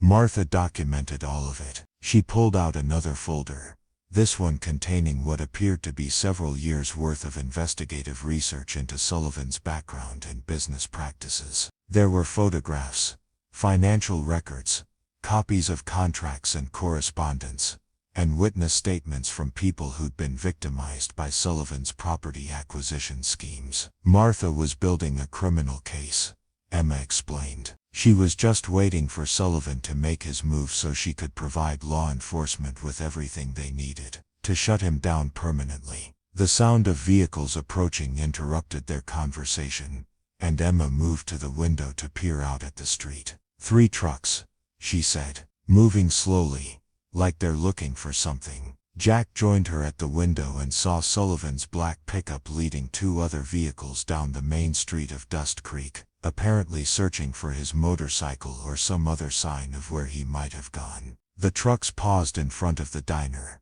then continued down the street toward the sheriff's office. "They're going to try to report you as a trespasser," Emma said. "Sullivan's probably concocted some story about you breaking into the property and stealing mining equipment. Will anyone believe him? Sullivan has connections in the county government, people who owe him favors, or who've been bought and paid for over the years. But he doesn't have everyone, and Martha made sure that the right people know the real story about what's been happening." Emma picked up her phone and dialed a number from memory. "Sheriff Morrison, this is Emma Clark. I need you to meet me at your office right away. It's about the Hendricks property and Pete Sullivan." "Yes, sir. It's finally happening." 20 minutes later, Jack found himself sitting in the sheriff's office, surrounded by more law enforcement officers than Dust Creek probably saw in a typical month. Sheriff Morrison, no relation to the geologist, he assured Jack, was a man in his 60s, who'd apparently been waiting for this conversation for several years. "Martha Hendricks came to see me about 3 years ago," Morrison explained as he reviewed the documents that Emma had brought. "She said that when she died there were going to be people who tried to steal what her husband had left behind, and she wanted to make sure that when it happened we'd be ready for them." The sheriff opened a filing cabinet and pulled out a folder that was nearly as thick as the one Emma had been maintaining. "We've been building a case against Sullivan for a long time, but we needed him to actually commit a crime before we could move against him. Burning down your house and attempting to steal mining equipment from your property. Well, that's exactly the kind of evidence we've been waiting for." As if summoned by their conversation, Sullivan himself walked through the front door of the sheriff's office, accompanied by a man in an expensive suit who introduced himself as Sullivan's attorney. Sullivan was carrying a briefcase and had the confident demeanor of a man who believed he was about to turn the tables on his opponents. "Sheriff Morrison," Sullivan said, "I want to report a break-in and theft at a property I'm in the process of acquiring. This man," he pointed at Jack, "has been trespassing on private land and stealing valuable mining equipment." "What property would that be, Pete?" Sheriff Morrison asked mildly. "The old Hendricks place. I'm the legitimate purchaser, and I have documentation to prove it." Sullivan opened his briefcase and pulled out a folder of documents that were obviously intended to establish his legal claim to the property. But as he spread them across the sheriff's desk, Morrison picked up each document and examined it with the careful attention of someone who'd been expecting exactly this moment. "This purchase agreement is dated 3 days ago," Morrison observed. "But according to the county records, the property was sold to Mr. Miller here 4 days ago, for the sum of $5, cash paid in full." "That sale was fraudulent," Sullivan's attorney interjected. "My client has been negotiating for the purchase of that property for months, and he has a prior claim based on his ongoing relationship with the deceased owner." Emma Clark stood up and pulled out Martha's will, the detailed version that established the legal framework for transferring the property to someone who would develop it according to her wishes. "I don't think Martha Hendricks would agree with that characterization," Emma said quietly. "In fact, I think she'd be very interested to know that Mr. Sullivan claims to have had an ongoing relationship with her, considering that she specifically identified him as someone who was not to be trusted with her property under any circumstances." The next hour was a blur of legal documents, accusations and counter-accusations, but by the end of it, Sullivan was in handcuffs, and his attorney was frantically making phone calls to people who were apparently unavailable to take his calls. The evidence that Martha and Emma had compiled over the years was overwhelming, and Sullivan's attempt to steal the mining operation had provided the final piece of the puzzle that law enforcement needed. As the sun rose over Dust Creek, Jack found himself back at the property, this time accompanied by sheriff's deputies and a crew of firefighters, who were working to extinguish what remained of Martha's house. The structure was a total loss, but the underground mining operation was intact, and the storage facility with its treasure trove of gold and equipment was undamaged. Emma stood beside him, watching the smoke rise from the ruins of the house that had sheltered Martha Hendricks for 30 years. She always said that when the time came, the house was just wood and nails, Emma said quietly. What mattered was what Robert had built beneath it, and what it could become in the right hands. Jack looked around at the property that he'd bought for $5, and that had nearly cost him his life to keep. The gold that he'd discovered was worth more money than he could easily comprehend, but more than that, it represented the possibility of building something lasting, something that would benefit not just himself but the entire community that had supported Martha through her long guardianship of Robert's discovery. "What would you do?" he asked Emma. "What Martha hoped you'd do," she replied. "Build something that Robert would be proud of, and that the community deserves." 6 months later, the Miller-Hendricks Mining Cooperative was in full operation, employing 37 local residents and generating revenue that was already funding improvements to the county school system and the construction of a new medical clinic. Jack had moved into a new house built on the site where Martha's home had stood, constructed according to the same principles of self-sufficiency and environmental responsibility that had guided Robert and Martha for so many years. The gold mine was producing steadily, but at a pace that prioritized sustainability over maximum extraction. The profits were shared among the worker owners of the cooperative, with additional funds going to community development projects and environmental restoration efforts throughout the region. Pete Sullivan was serving a 10-year sentence for arson, theft and conspiracy, and his associates had been banned from operating in Montana. The investigation into his activities had uncovered a network of fraudulent property acquisitions, stretching back more than a decade, leading to restitution for dozens of victims and the return of several other properties to their rightful owners. Emma Clark had been hired as the cooperative's Director of Community Relations, a position that allowed her to continue her historical research while ensuring that the lessons of Robert and Martha's story were preserved for future generations. She'd also been working on a book about the Hendricks mining operation and its transformation into a community-owned enterprise, a story that was attracting attention from economists and sociologists around the country.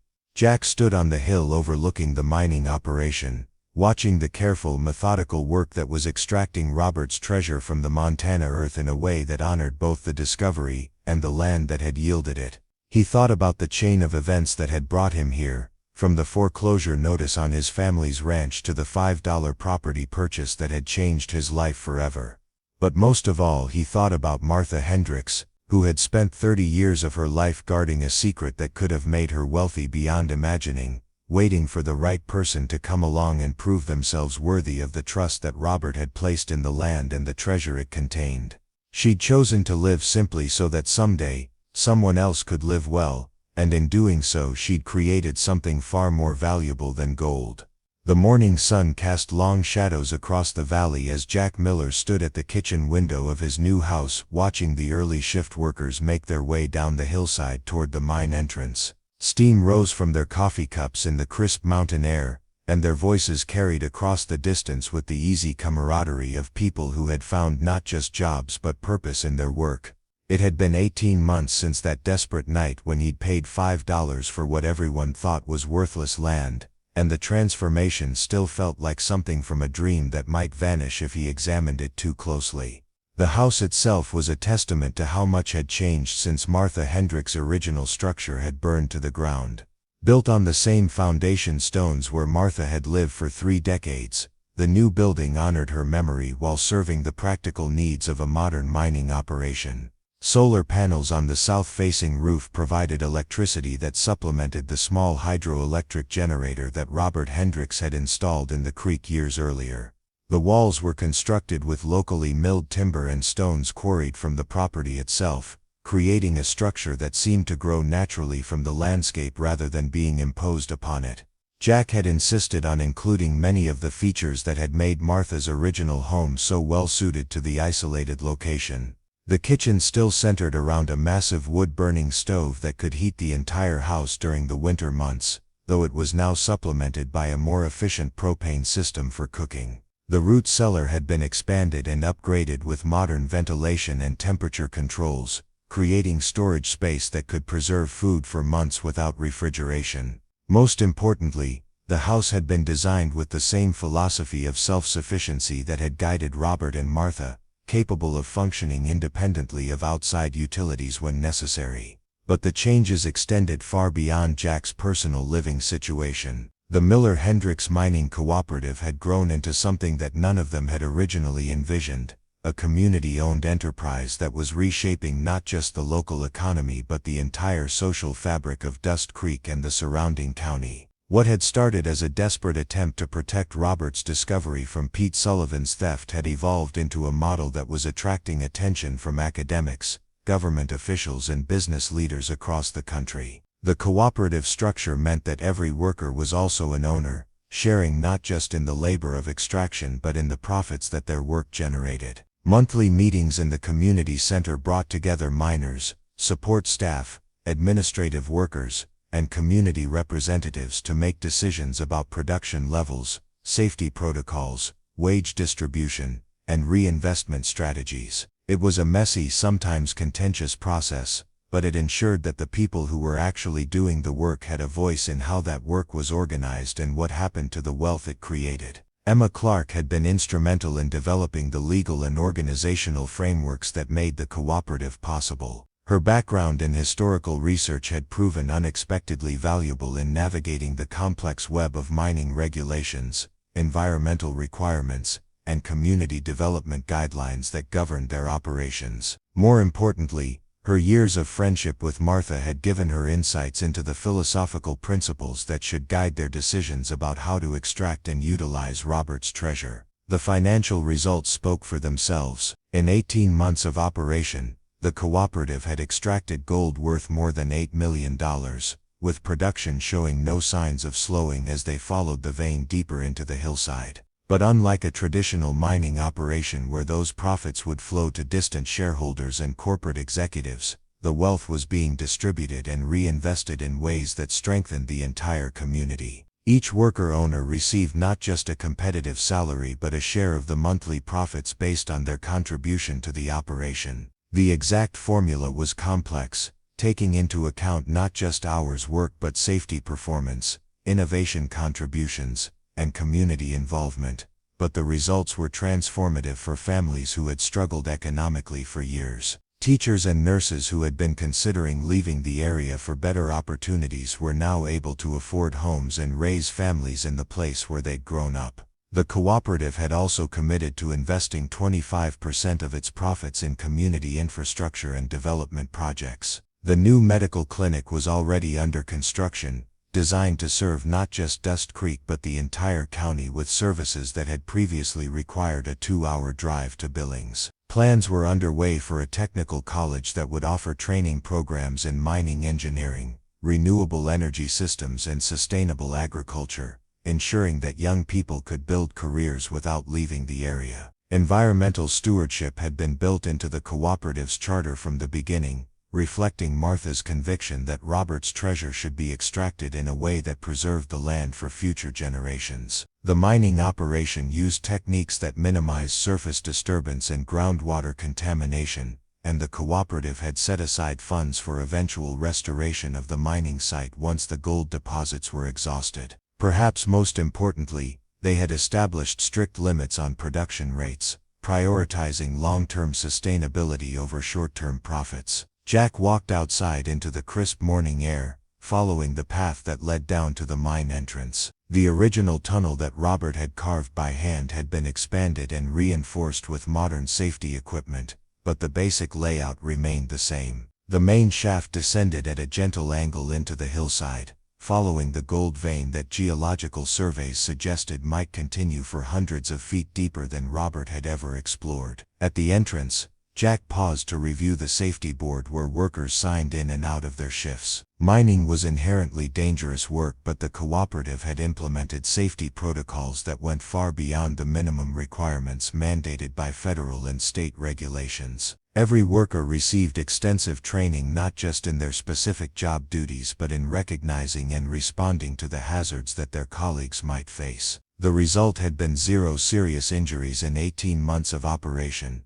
a record that commercial mining operations with much larger budgets and more resources often failed to achieve. Inside the mine, the morning shift was already hard at work. The sound of pneumatic drills and hydraulic equipment echoed through the tunnels, but it was organized noise, the product of careful coordination and planning rather than frantic extraction. The miners worked in teams, each one responsible not just for their own safety but for monitoring the conditions and procedures that kept everyone safe. The gold-bearing quartz was removed in careful sections, allowing geologists to map the vein's progression and plan the most efficient extraction strategies. Jack made his way through the tunnel system to the main working face where the richest concentrations of gold were being carefully extracted from the surrounding rock. Even after 18 months of steady production, the sight of raw gold embedded in white quartz still took his breath away. The metal seemed to glow with its own internal light, catching and reflecting the LED illumination in ways that made it seem almost alive.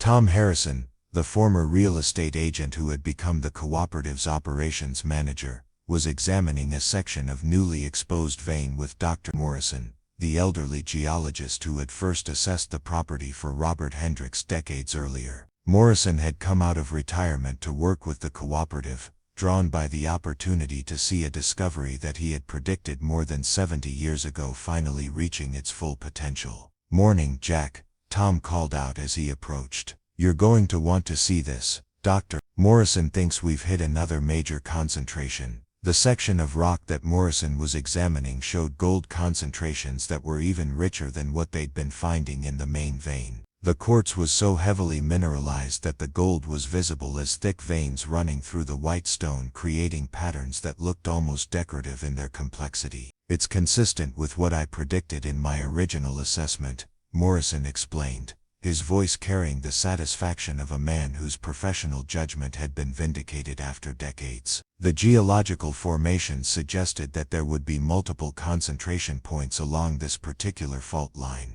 What Robert found was just the beginning. The implications were staggering. If Morrison's analysis was correct, the cooperative was sitting on gold reserves that could support operations for decades rather than years. The wealth that could be generated would be sufficient to transform not just Dust Creek but much of south-central Montana, creating opportunities for sustainable economic development that could serve as a model for other rural communities across the country. But with greater wealth came greater responsibilities and greater risks. Jack had learned enough about the mining industry to understand that success often brought challenges that could destroy the very communities they were trying to help. The temptation to prioritize short-term extraction over long-term sustainability, the pressure from outside interests who wanted to buy into or take over successful operations, the social tensions that could arise when sudden wealth disrupted established community relationships. The cooperative had already faced some of these pressures. Mining companies from Denver and Salt Lake City had made increasingly aggressive offers to purchase the operation or negotiate partnership agreements that would provide capital for faster expansion. Politicians from Helena and Washington had expressed interest in the cooperative model, but their attention came with expectations for political support and policy advocacy that could compromise the community focus that made the operation successful. Perhaps more challenging were the internal tensions that had begun to emerge as the cooperative's success became more apparent. Some worker owners wanted to accelerate production and maximize their individual profits, arguing that they had earned the right to capitalize fully on their good fortune. Others worried that too much growth too quickly would attract the kind of outside attention that had destroyed other successful community enterprises. A few had even suggested that it might be time to consider selling the operation to a major mining company and distributing the proceeds among the current members. Jack understood these concerns, but he also remembered Martha's instructions about the importance of building something that would benefit the community for generations rather than just enriching the current generation. The decisions they made about how to manage their newfound wealth would determine whether Robert's discovery became a blessing or a curse for the people of Dust Creek. The monthly meeting that evening drew the largest crowd in the cooperative's history. with more than 200 community members packed into the high school gymnasium to hear the latest production reports and discuss plans for the future. The atmosphere was electric with excitement and anticipation, but also charged with the kind of tension that arose when people who had never had to make decisions about large amounts of money suddenly found themselves responsible for millions of dollars. Emma Clark presented the financial reports with her characteristic precision and thoroughness. The numbers were impressive by any measure. Gold production for the month had exceeded projections by 15%, operating costs had remained below budget, and the cooperative's cash reserves had grown to more than $2 million after paying all salaries and profit shares. The Community Development Fund had accumulated enough money to begin construction on 3 major projects simultaneously: the medical clinic, the technical college, and a renewable energy cooperative that would provide solar and wind power to the entire county. But the real debate began when Dr. Morrison presented his assessment of the newly discovered gold concentrations. If his estimates were accurate, the total value of the gold reserves on the property could exceed $100 million, making the cooperative one of the wealthiest small communities in the United States. The question was what to do with that knowledge and how to manage the extraction process in a way that preserved the cooperative's founding principles. Sarah Whitman, who had been one of the first workers hired when the operation began, stood up to address the group. She was a single mother who had been struggling to make ends meet as a part-time secretary before joining the cooperative, and the steady income and profit sharing had allowed her to buy a house and plan for her daughter's college education. "I've been thinking about what Martha would want us to do," Sarah said, her voice carrying clearly through the packed gymnasium. "She lived on that property for 30 years sitting on top of all that gold, and she never took any of it for herself. She waited for the right person to come along, someone who would use it to help everybody instead of just getting rich. That person turned out to be Jack, but now we're all that person. We all have to decide whether we're going to be like Martha or like Pete Sullivan." The reference to Sullivan sent a ripple of murmurs through the crowd. The former property developer was now 18 months into his prison sentence, but his attempted theft of the mining operation had become a cautionary tale about the corrupting influence of greed and the importance of protecting community assets from outside exploitation. An older rancher named Bill Stevens stood up from the back of the room, his weathered hands gripping his hat as he prepared to speak. Stevens had been skeptical of the cooperative from the beginning, worried that it would disrupt the traditional ways of life that had sustained the community for generations. "Sarah's right about Martha," Stevens said, his voice carrying the authority of someone who had lived in the area for more than 60 years. "But I knew Robert too before the mining accident, and he was a practical man. He didn't find that gold so it could sit in the ground forever. He found it so it could make life better for his family and his neighbors. The question isn't whether we should extract the gold, it's how we do it and what we do with the money once we have it." The discussion that followed lasted for more than 3 hours with passionate arguments on all sides of the complex questions facing the cooperative. Some members wanted to accelerate production and maximize individual profit distributions, arguing that they had earned the right to benefit fully from their work and their good fortune. Others worried that rapid growth would compromise the safety standards and environmental protections that had made the operation successful. A significant minority wanted to maintain current production levels and focus on community development projects rather than individual wealth accumulation. Emma had prepared for this debate by researching similar situations in other communities that had discovered valuable natural resources. The examples were not encouraging. Mining towns that had experienced sudden wealth often saw their communities torn apart by internal conflicts, their environments destroyed by unsustainable extraction practices, and their long-term prospects damaged by short-term thinking. But there were also examples of communities that had managed resource wealth successfully, typically by maintaining strong democratic institutions and focusing on long-term sustainability rather than immediate profits. Jack listened to the discussion with growing appreciation for the complexity of the decisions they faced. When Martha had left her instructions about how the mining operation should be developed, She had provided principles and guidelines rather than specific prescriptions. She had understood that each generation would face unique challenges and opportunities, and that the most important thing was to maintain the values and community focus that had guided Robert's original vision. When the formal discussion period ended, Jack stood up to address the group. The gymnasium fell silent, and he could feel the weight of 200 people's expectations and concerns focused on him. He had never wanted to be a leader or a decision-maker for others, but circumstances had thrust him into a position where his choices would affect not just his own future but the future of everyone in the room. 18 months ago I bought Martha's property for $5 because it was all I could afford and I needed a place to belong, Jack said. I didn't know about the gold, didn't know about Robert's mining operation, didn't know about any of this. I was just a broke rancher who'd run out of options and needed somewhere to start over. He paused, looking around the room at faces that had become familiar over the months of working together to build something unprecedented. What I've learned since then is that Martha didn't leave us a gold mine. She left us a choice. We can use Robert's discovery to get rich quick and then watch our community fall apart under the pressure of sudden wealth, or we can use it to build something that will last for generations and benefit people we'll never meet. Jack pulled out a copy of Martha's handwritten instructions, the document that had guided their decisions since the cooperative's founding.